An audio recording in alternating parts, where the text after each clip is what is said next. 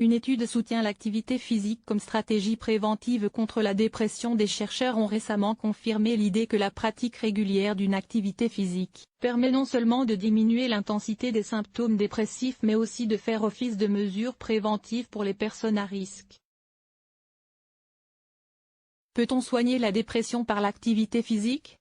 De nombreuses études ont montré des associations entre un niveau d'activité physique plus élevé et un taux de dépression plus bas. Un lien bénéfique notamment évoqué par Santé publique France.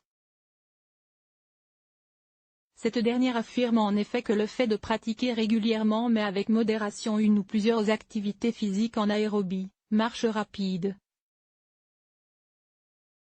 course à pied, le vélo, natation, rameur, contribue à réduire les symptômes des dépressions légères à modérées et à prévenir leur réapparition. Et voilà que des chercheurs du Massachusetts General Hospital affirment qu'il s'agit également d'une réelle mesure préventive de la dépression. En utilisant des données génétiques, nous avons trouvé la preuve qu'une pratique importante de l'activité physique pourrait réduire, de manière causale, le risque de dépression, affirme le Pr Carmel Choi, auteur du rapport. La technique utilisée dans l'étude, appelée randomisation mendélienne, consiste à utiliser des variantes de gènes pour étudier les effets d'un facteur non génétique. Les chercheurs ont examiné les résultats de 2 études, la première basée sur les déclarations autodéclarées d'activité physique de 377 000 participants et la seconde sur la lecture de capteurs de détection de mouvement appelés accéléromètres, portés au poignet de plus de 91 000 participants. Quelle modalité faut-il respecter ? Les résultats de l'étude ont montré que l'activité physique semble protéger contre le risque de dépression.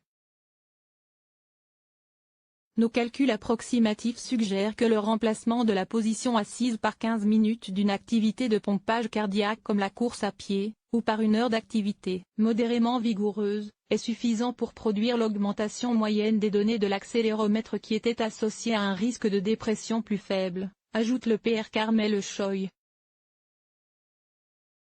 S'il est bien établi que l'activité physique peut être bénéfique pour prévenir la dépression, il reste encore une question quant à la meilleure manière d'inciter les personnes concernées à se lancer.